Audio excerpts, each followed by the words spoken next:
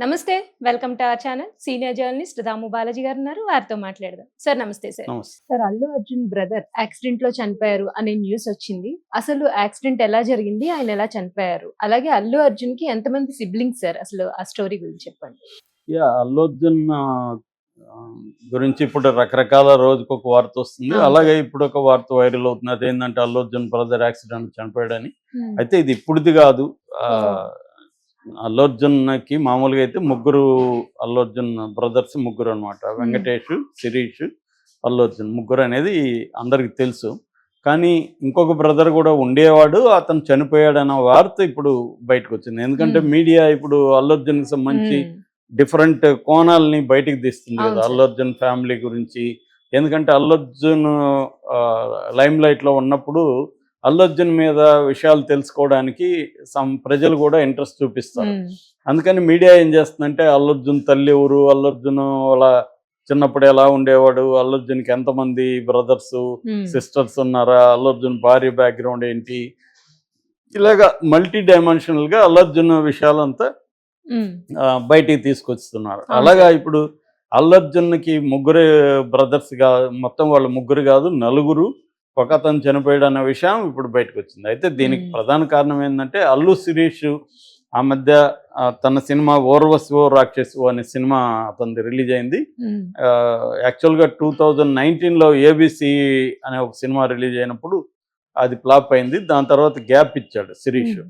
Gap ఇచ్చిన తర్వాత 'ఓర్వశివ రాక్షసు' కొంత బానే ప్రమోషన్ ఇచ్చి చేశారు. కొంత మినిమమ్ అయితే వెళ్ళింది గానీ, హిట్ రాలేదు అతనికి. అతనికి హ్మ్. ఇప్పటివరకు లైఫ్‌లో అల్లు శిరీష్‌కి రాలేదు. అయితే ఆ క్రమంలో 'ఆలీతో' చిట్ చాట్ హ్మ్. జరుగుతున్నప్పుడు 'ఆలీ అసలు మీరు ఎంతమంది? మీరు ముగ్గురేనా? నలుగురని కూడా బయట ఉంది గదా టాకు' అన్నప్పుడు ఈయన చెప్పాడు. హుహు. యాక్చువల్‌గా 'ఆలీ' ఏందంటే అల్లు అరవింద్‌ని ఈ ప్రశ్న అడగాలనుకున్నాడంట. Okay sir. కానీ హ్మ్. అల్లు అరవింద్‌ని అడిగితే ఎమోషనల్‌గా ఆయన ఎమోషనల్. ఫీల్ హ్మ్. అవుతాడు గదా, తన బిడ్డ చనిపోయిన విషయాన్ని తను అవును సార్. మాట్లాడాలంటే. హ్మ్. తమ్ముడు గాబట్టి తన్ని కొంత బెటరు అని ఆయన్ని అలాగా ఎమోషన్‌లో దించడం ఆహ్, ఇష్టం లేక అదే. ఆలీ కరెక్ట్ కాదు అన్న అడగలేదు. ఉద్దేశంతో. అందుకని నేను హ్మ్. నిన్ను అడుగుతున్నానని చెప్పాడు. హ్మ్. సో, ఈ అబ్బాయి అప్పుడు వివరించాడు. యాక్చువల్‌గా మేము మొత్తం నలుగురు మా మదర్‌కి అల్లు హ్మ్. వెంకటేషు, అల్లు రాజేషు, హుహు. తర్వాత అల్లు అల్లు అర్జును, అర్జున్. దాని తర్వాత నేను అంటే హ్మ్. శిరీషు.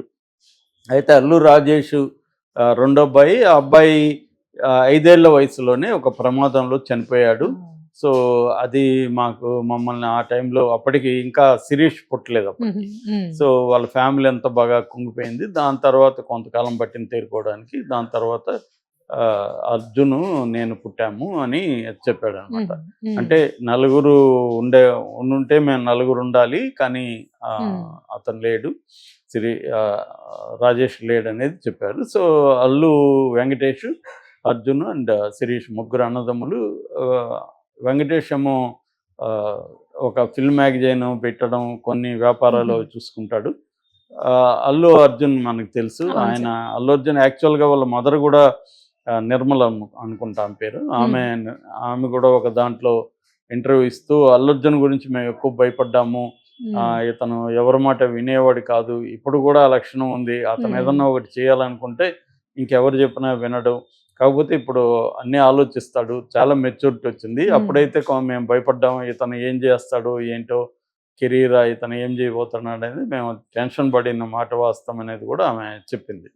ఇప్పుడైతే నాకు అతన్ని చూస్తే ప్రౌడ్‌గా ఫీల్ అవుతాను. ఎందుకంటే అతను ఆహ్, ఒక పాన్ ఇండియా స్టార్‌గా ఎదిగాడు. రెండోది అతను ఏ పని చేసినా కూడా మెచ్యూరిటీతో థింక్ చేస్తాడు. హ్మ్. అందరి అభిప్రాయాలు అడుగుతాడు. కానీ ఒకసారి నిర్ణయం తీసుకున్నాక మాత్రం ఇప్పుడు కూడా ఆ లక్షణం ఉంది. అది ఏదేమైనా అమలు చేయడానికి హ్మ్. అతను ముందుకెళ్తాడు. అలాంటివి అల్లు అర్జున్ గురించి చెప్పింది. కాకపోతే ఏందంటే ఇప్పుడు చాలా సార్లు ఏం చెప్తారంటే పెద్ద ఫ్యామిలీస్‌లో హీరోలు నిలబెట్టడానికి ఆ ఫ్యామిలీ బ్యాక్‌గ్రౌండ్ అవన్నీ పనికొస్తది. బయట హ్మ్. నుంచి ఆహ్, వి రావడానికి కష్టము అనేది మనకి అవును డిస్కషన్ సార్. పెద్ద ఎత్తున జరుగుతుంటది. హ్మ్. ఇది ఏందంటే కేవలం సినిమా ఇండస్ట్రీకే కాదు. అందరూ ఇప్పుడు పెద్ద లాయర్ ఉంటాడు. వాళ్ళ కొడుకు లాయర్ అవ్వడానికి అతనికి ఈజీ అవుతుంది. అవును సార్. ఎందుకంటే సర్కిల్ ఉంటది. హ్మ్. లాయర్‌కి సంబంధించిన లైబ్రరీ పుస్తకాలుంటాయి.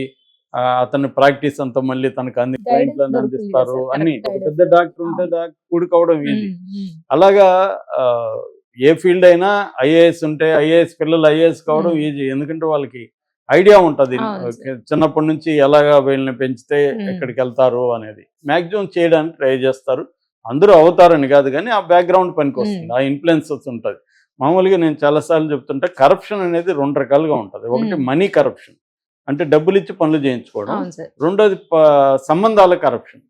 ఉమ్, సంబంధాల కరప్షన్, మనకు సర్కిల్ ఎంత బాగుంటే ఆ సర్కిల్ని ఉపయోగించుకొని మనం పనులు ఉమ్, చేయించుకునేది కూడా కరప్షనే కదా. ఉమ్, ఎందుకంటే మనం బ్రేక్ చేస్తున్నాం కదా, అవును సార్. సిస్టమ్స్ని బ్రేక్ చేసి ఉమ్, కదా వెళ్తున్నాం. ఇప్పుడు మీకు జాబ్ కావాలి, నాకెవరో తెలుసు, ఉమ్, నేను అడుగుతాను ఇట్లా అవును సార్. పలానా మాకు తెలిసిన ఉన్నారండి జాబ్ ఇప్పించాను ఉమ్, నేను. వాళ్ళు ఇప్పిస్తారు. Is it a corruption or not? ఎందుకంటే మీరు ప్రాపర్గా వెళ్ళట్లేదు కదా, అవును సార్. బ్రేక్ చేసి వెళ్తున్నారు ఉమ్, కదా. సో ఈ కరప్షన్ అనేది ఇండియాలో అప్పర్ కాస్ట్కి మాత్రమే పనిచేస్తుంది. పేదలకు ముఖ్యంగా ఉమ్, దళితులకి, బీసీలకి, వీళ్ళకి పనిచేయదు. ఎందుకు? వీళ్ళకి ఆ సర్కిల్ ఉండదు. అవును సార్. అక్కడే డబ్బు కరప్షన్కి మాత్రమే డెమోక్రాటిక్ ఉమ్, స్వభావం ఉంటుంది. డబ్బులు దళితుడు ఇచ్చాడా, బీసీ ఇచ్చాడా అనేది చూడడు, ఉమ్, తీసుకునేవాడు. కానీ సంబంధాల కరప్షన్ మాత్రం అది ఎవరు కూడా కరప్షన్గా కూడా మాట్లాడుకోరు. ఉమ్, డబ్బు కరప్షనే కరప్షన్ కరప్షన్ అనుకుంటారు. అంటారు. అవును సార్. నిజానికి సంబంధాల కరప్షన్ చాలా పెద్దది. ఉమ్, అది ప్రతి ఫీల్డ్లోనూ ఉంటుంది. అందుకనే మనకి ఇప్పటికి కూడా మీరు ఆ మధ్య కూడా నేను మా ఫ్రెండ్ ప్రైవేట్ కంపెనీల్లో CEO స్థాయిలో ఏ కులం ఉందని చూస్తే ఉమ్, 4 అప్పర్ కులాలే ఉన్నాయండి. 95% ఓకే సార్. గవర్నమెంట్ దాంట్లో రిజర్వేషన్ ఉంది కాబట్టి వీళ్ళు వెళ్ళగలిగారు. ఉమ్, ఉమ్, ప్రైవేట్ కంపెనీలో ప్రైవేట్. మీరు డేటా చూడండి, టాప్ పొజిషన్లో ఉండే వాళ్ళంతా ఈ 4-5 అప్పర్ కాస్ట్లో వాళ్ళే ఉమ్, ఇప్పటికీ ఉమ్, ఉంటారు. ఎందుకు? ఇదే వాళ్ళ బ్యాక్గ్రౌండ్ పనిచేస్తుంది అవును వాళ్ళకి. సార్. వాళ్ళు ఆల్రెడీ పెద్దోళ్ళు ఉంటారు, వాళ్ళని వాళ్ళు ప్రమోట్ ఉమ్, చేసుకుంటారు. దళితులు, బీసీలో అక్కడికి వెళ్ళే పరిస్థితి లేదు. ఎందుకంటే ప్రైవేట్ దీంట్లో ఉమ్, రిజర్వేషన్ లేదు ఉమ్, కాబట్టి. చాలామంది రిజర్వేషన్ విమర్శిస్తుంటారు కానీ రిజర్వేషన్ లేకపోయింటే అసలు ఈ స్థాయిలో దళితులు కానీ, బీసీలు కానీ ఏ మేరకు రావడానికి కారణం రిజర్వేషన్ లేదు. ఉమ్, సో అలాగా ఈ సినిమా ఇండస్ట్రీలో కూడా ఒక సర్కిల్ ఉంటే వాళ్ళ పిల్లలు, అందుకనే ఇప్పుడు కొన్ని మన కాంపౌండ్లుగా డివైడ్ చేస్తే చిరంజీవి కాంపౌండు, ఉమ్, Krishna compound, Krishnaraju compound, Mohan Babu compound, NTR compound, ఇలాగా కొన్ని ఉమ్, డివైడ్ చేస్తే వీళ్ళ పిల్లలే మనకు ప్రధానంగా కనిపిస్తారు అవును హీరోలుగా, సార్. డైరెక్టర్ పిల్లలు డైరెక్టర్లుగా ఇలాగా. ఎందుకంటే వాళ్ళకి ఆ సర్కిల్ ఉంటుంది. చిన్నప్పటి నుంచి వాళ్ళని గ్రూమ్ చేయడం తెలుసు, సెట్ చేయడం తెలుసు ప్రాజెక్టులని. ఇవన్నీ పడిలేసిన చాలామంది హీరోలు మనం చూస్తున్నాం. నితిన్ లాంటి వాళ్ళు ఉమ్, 10 సినిమాలు ఫ్లాపులు, 12 సినిమాలు ఫ్లాప్ వచ్చినా నిలబడతారు. For um, example Akkineni Akhil వరుసగా ఫ్లాపులు వచ్చినా అతను ఉండడానికి, మామూలుగా అయితే వేరే హీరో ఉదయ్ కిరణ్ లాంటి వాళ్ళు ఏమయ్యారు, ఉమ్, వెళ్ళిపోతారు. అవును సార్. కానీ వీళ్ళకి ఆ బ్యాక్గ్రౌండ్ అదంతా హెల్ప్ ఉమ్, చేస్తుంది. కాకపోతే అది అందరికి హెల్ప్ చేయదు. ఉమ్, ఎంతో కొంత టాలెంట్ టాలెంట్ ఉండాలి. లేకపోతే ఉమ్, నిలబడడం కూడా కష్టం. ఇప్పుడు కృష్ణ ఫ్యామిలీలో రమేష్ ఉన్నాడు. ఆయన ఉమ్, 13-14 సినిమాలు చేశాడు. మరెందుకు హీరోగా ఉమ్, నిలబడలేకపోయాడు? మహేష్ బాబు వాళ్ళ అన్న అవును సార్. మహేష్ బాబు ఎందుకు రాగలిగాడు ఉమ్, అంటే అతనికి ఆ టాలెంటు, ఉమ్, ఆ రూపము, కొంత లక్కు ఇవన్నీ పనిచేస్తాయి. ఉమ్, అట్లాగే ఈయనకు ఇప్పుడు అల్లు అరవింద్కు నిజానికి చిరంజీవి కెరీర్ గ్రోత్ కనుక అల్లు అరవింద్ ప్లానింగ్ కానీ, మేనేజరల్ స్కిల్స్ కానీ, వ్యూహాలు వేయడం కానీ, అవన్నీ డీలింగ్ చేయడం కానీ, అవును డీల్ సార్. చేయడం ఇవన్నీ పనికొచ్చాయి. ఉమ్, అంటే మనకి ఇప్పుడు ఒక రాజుకి మంత్రి ఎలాగా, ఇప్పుడు ఆయన ఎవరు ఉమ్, చంద్రగుప్తుడికి చాణక్యుడు ఎలాగా పనిచేశాడో ఉమ్, అలాగా ఒక చిరంజీవి వెనక అల్లు అల్లు అరవింద్ అరవింద్ అనేది సార్. అవును సార్. పనిచేసింది. అది అందరికి ఇండస్ట్రీలో ఉమ్, తెలుసు. ఆ, కాకపోతే అల్లు అరవిందే తన కొడుకుని మరి ఎందుకు హీరో చేసుకోలేకపోతున్నాడు? శిరీష్ని ఈయన్ని చేసుకోగలిగాడు కానీ ఉమ్, శిరీష్ని ఎందుకు చేసుకోలేకపోతున్నాడు అంటే శిరీష్లో దానికి తగిన అవసరమైన మెటీరియల్ ఉమ్, సరిపోవట్లేదు. అతను బాగుంటాడు, పెర్ఫార్మెన్స్ బాగా చేస్తాడు, ఇవే సరిపోవు. హీరో కావడానికి ఇంకా కూడా వేరే వేరేవి రావాలి. అంటే నెసరీ కండిషన్, సబ్సెంట్ కండిషన్ అని 2 ఉంటాయి ఎప్పుడైనా ఉమ్, దేంట్లో అయినా.